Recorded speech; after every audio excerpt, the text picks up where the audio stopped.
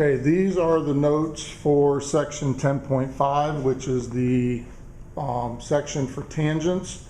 Now, don't freak out because this is not dealing with trigonometry, okay? This is dealing with tangent lines, okay? So it has nothing to do with sine, cosine, or tangent in that fashion, okay? So don't freak out on me, all right?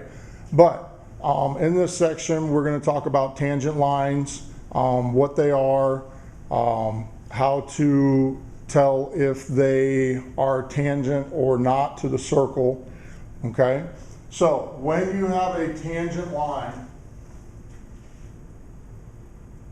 okay, you have a line that's going to intersect a circle at exactly one point, okay? And that point where the line intersects the circle is called your point of tangency. So here we have a line that is intercepting the circle at one point, okay? That point right there is called the point of tangency, okay? So if a line is tangent to a circle, and again, in geometry, don't assume, okay? They either have to tell you that it is tangent or tell you to assume that it is tangent, or you have to prove that it's tangent, okay? So don't automatically think that it is tangent unless they tell you or you can prove it.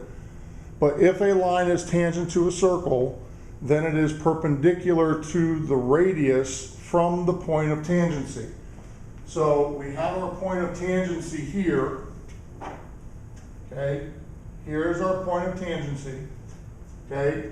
If I were to draw a radius from that point to the center, this angle would be 90 degrees. Okay? Now, what if they don't tell you that it is tangent and they want you to prove that it is tangent?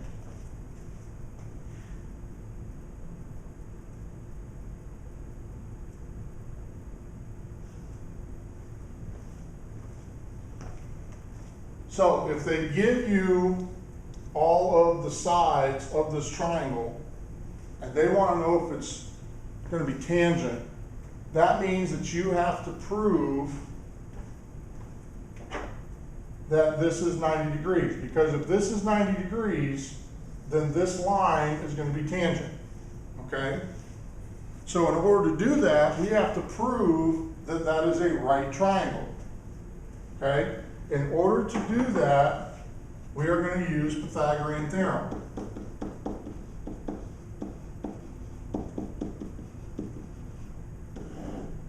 Okay?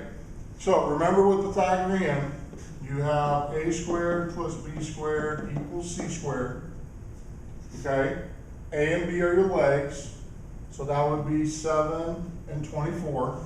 So we would do 7 squared plus 24 squared equals 25 squared. Okay?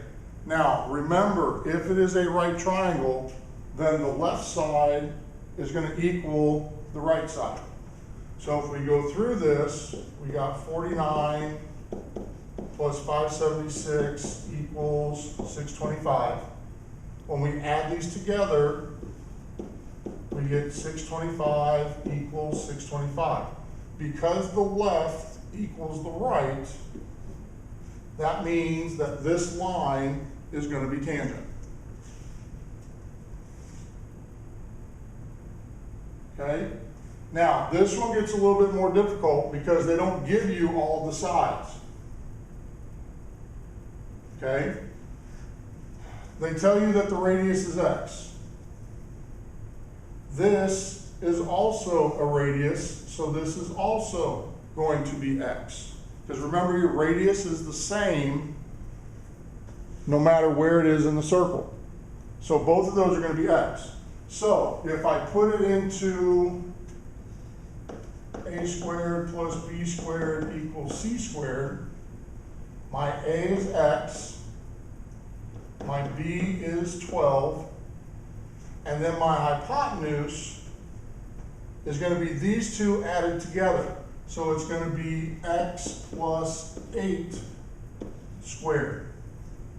Okay? Because our hypotenuse is going to be both of those together.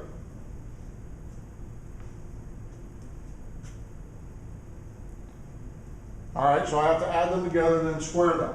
So this side is going to be x squared plus 144. The other side is going to be x plus 8 times x plus 8. All right? Now remember, on this one, they are telling you that the line is tangent because they put the 90 degrees in there. You are solving for x. So x squared plus 144 equals, now remember here we have to distribute it, right? So we take the x, multiply it by everything to get x squared plus 8x, and then we take the second term, multiply it by everything, so you get 8x plus 64. So x squared plus 144 equals x squared plus 16x plus 64. Okay, we combine our like terms, so you get 8x plus 8x, okay? That gives us the 16x. Now, you're probably freaking out because we have x squared in there, okay? But the beauty about this, though, is that we have an x squared on each side. So, if I subtract the x squared from here to move it over here, these cancel out. So you're left with 144 equals 16x plus 64. All right, and then you just solve. Okay, subtract 64. So you get 16x equals 80. Divide by 16. X equals 5. Okay, I know that's a lot of work, and I know you probably don't want to do it, but it is part of this lesson. Okay?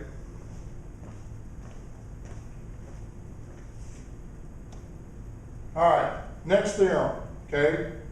If you have two tangent lines, okay, we have a tangent line here, we have a tangent line here, and they have a common endpoint, then the line segments from their point of tangency to that common endpoint are going to be congruent.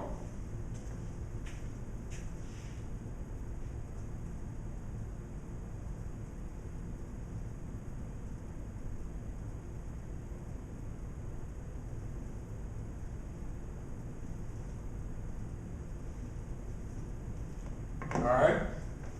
So this is how it works, okay? If we want to find the perimeter of a circumscribed shape, okay, remember circumscribed means that the circle is going to touch each side at one spot. All right? Now, according to this side is 10, this side is 15. All right? So if we're trying to find the perimeter, we know that we're going to have to add those together. So we're good. All right?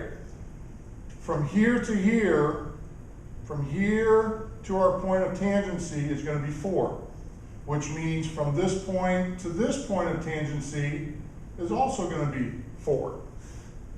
Okay? So if this is 4, then this side is going to be 6. And if this is 6, then this side is going to be 6. Make sense? Okay? So if this is 6, and we know that from here to here is going to be 7. Sorry, wrong color. From here to here is going to be 7. If we add those together, we get 13. So we got to add that.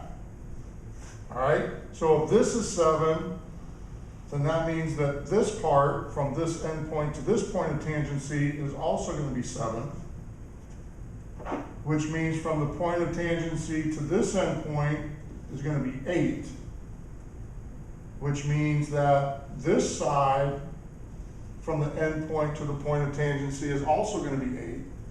So if we add these together, we get 12 for that side. So then we add all those together. 0, carry the 1, 1, 2, 3, 4, 5. Our perimeter is going to be 50. Okay? So if all of these lines are tangent, then the distance from the endpoint to the point of tangency on each corner are going to be the same. Okay? Again, if you have any questions on this, post them in the discussion site in the folder for this lesson, and I will get back to you as soon as possible.